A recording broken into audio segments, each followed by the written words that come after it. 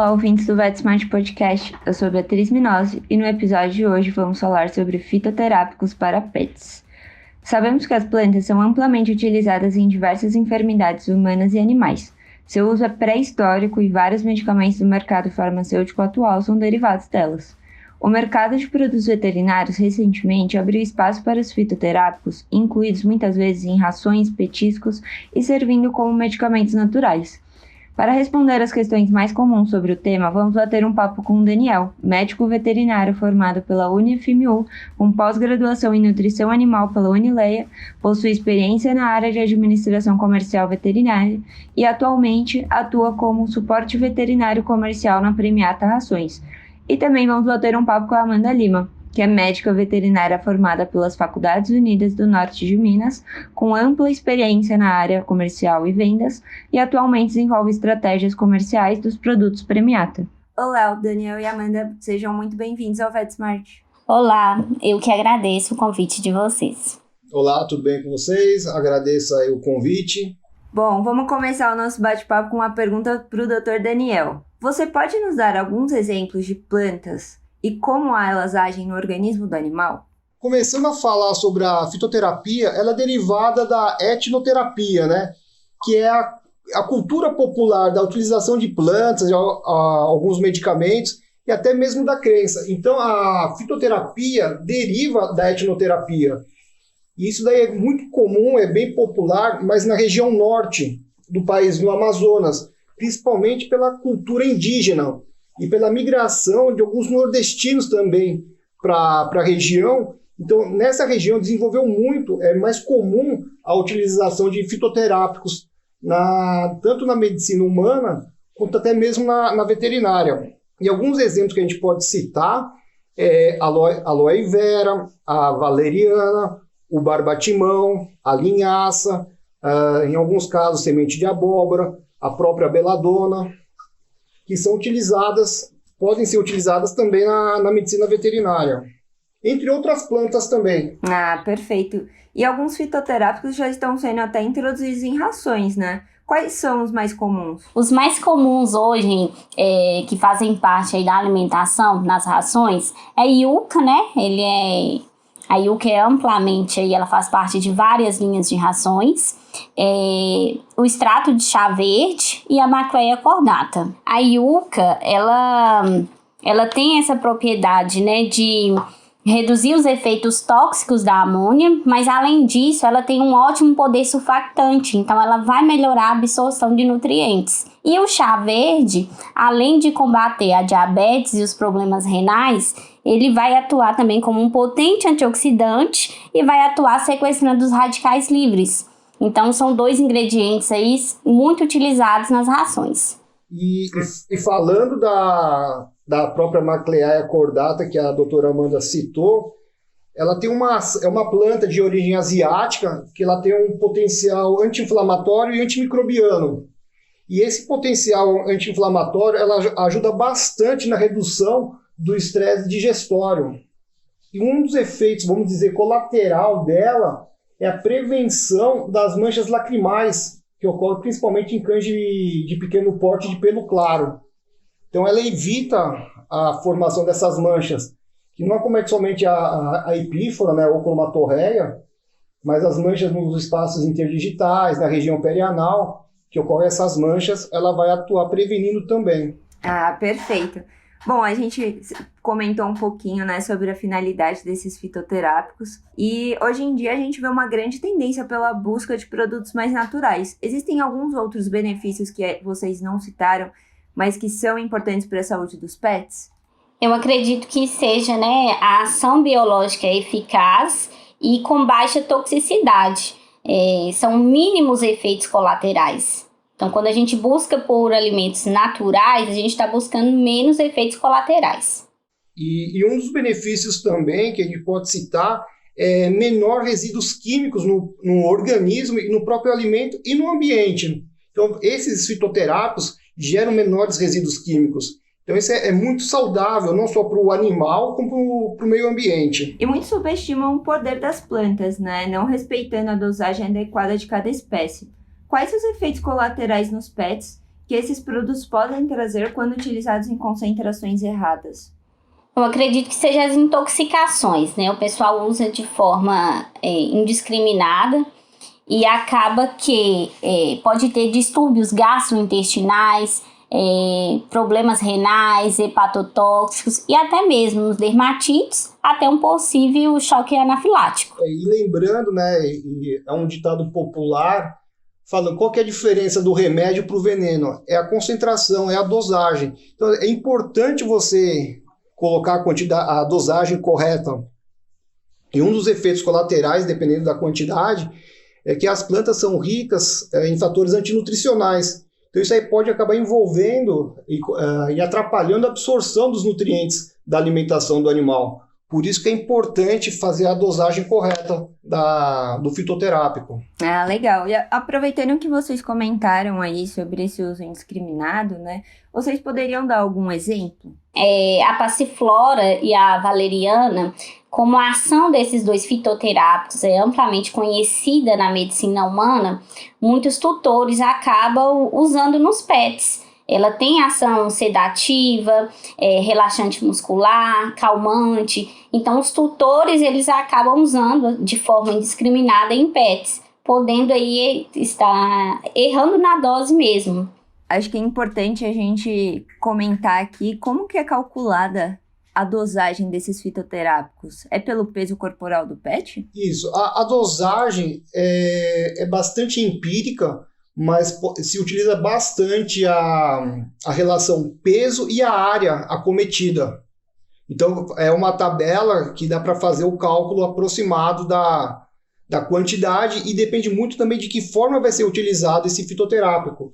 Se ele vai ser usado em forma de pomada, de emplastro, uma infusão, uma maceração. A maceração pode ser utilizada em uso tópico. Então, vai depender da área e do peso do animal. Ah, legal. Bom, você comentou, né, sobre as diversas formas de uso, né, do fitoterápico. Uma delas é até os petiscos, né, com o intuito até de acalmar os cães e os gatos. Quais as plantas mais utilizadas nesse tipo de produto, que é usado para acalmar os cães e gatos? Falando dos petiscos, eu ainda acho uma área pouco explorada pela indústria e pode ser muito bem aproveitada, trazendo os benefícios para os animais, para os pets. Legal. E por que você acha que é pouco explorada, Dr. Daniel? Eu acho pouca divulgação dos produtos e conforme for o consumidor, os proprietários, os tutores, procurando mais e mais esses tipos de produto, a indústria acaba investindo nesse tipo de petisco, de ração, de terapia até mesmo. E conforme a popularização disso, é comum uma tendência a diminuir o custo, né, de produção dessa terapia, desse petisco, até mesmo na própria ração. Bom, eu acredito também que seja uma forma bem mais aceita, né, pelos pets do que no formato medicamentoso, né, como se fosse uma cápsula ou algo líquido, não é mesmo? Sim, e é prazeroso também. Você pode utilizar os petiscos até como adestramento, como recompensa. Então, eu acredito sim que o petisco ele vai ajudar muito, né? Se a indústria focar mais nessa área. Bom, Amanda, e falando um pouco sobre a legislação agora, observamos que não temos muitas opções de produtos fitoterápicos no mercado pet, né? Isso se dá pela falta de regulamentação pelos órgãos responsáveis? Como anda essa situação acerca do uso de fitoterápicos por cães e gatos? Exatamente. Ao contrário da medicina humana, no caso da medicina veterinária, ainda falta essa regulamentação. Acho que falta muita coisa ainda. No caso da medicina humana, a Anvisa ela já está à frente. No caso do MAPA, né, que é o órgão responsável, nós estamos aquém. Então, falta essa regulamentação, falta por parte desses órgãos responsáveis. E isso daí cabe a nós mesmos, a classe veterinária, a pesquisar mais, procurar mais sobre os fitoterápicos e chamar a atenção do mapa para fazer uma regulamentação mais apurada, uma regulamentação mais específica para o uso dos fitoterápicos. Ah, super importante mesmo, né? Até para a gente evitar qualquer problema, principalmente relacionado à dosagem, né? Melhor definidas. Não só a dosagem, mas também como a utilização e a forma que vai ser aplicada o fitoterápico. Isso vai gerar não só uma segurança para nós, veterinários, como clínicos, mas para os animais também, que são os principais envolvidos no tratamento, né? E na indústria pet food, os fitoterápicos estão ganhando espaço. Existe alguma regulamentação para que eles possam ser introduzidos em rações e petiscos sem causar efeitos tóxicos nos pets? Exatamente. Como a própria doutora Amanda comentou, a regulamentação é um pouco... Ainda falta um pouco de uma regulamentação maior, mais apurada. E na indústria pet, nós nos baseamos bastante em trabalhos científicos, né?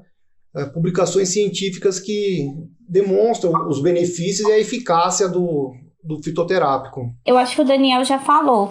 Essa questão mesmo de estar atento às publicações, saber a finalidade dos fitoterápicos, né, os efeitos adversos. Eu acho que a indústria trabalha em cima disso, visto que os órgãos, né, ainda... O mapa está aquém ainda nesse processo de regulamentação. Então, nós não sabemos como administrar ainda.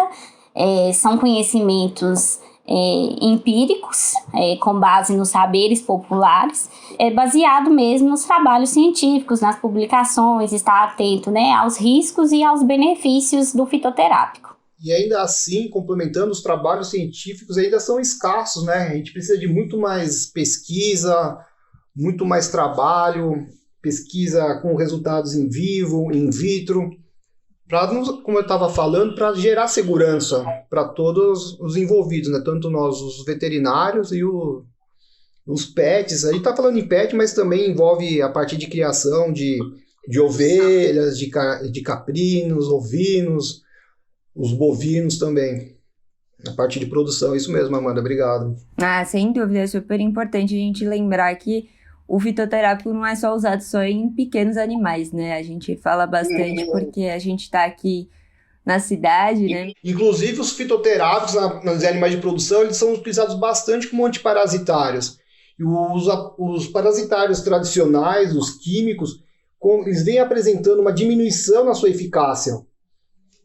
E onde a fitoterapia tem tido bons resultados, né, no combate aos parasitários. Bom, doutor Daniel, então aproveitando aí que você comentou sobre o uso dos fitoterápicos até como antiparasitários, né? Acho que a gente pode trazer a questão sobre o uso desses fitoterápicos como na sinomose. O que você acha? Sim, é muito interessante a utilização de fitoterápicos no tratamento da sinomose, principalmente na degeneração do sistema nervoso central, onde a medicina veterinária tradicional, vamos dizer assim, não apresenta muitos resultados positivos.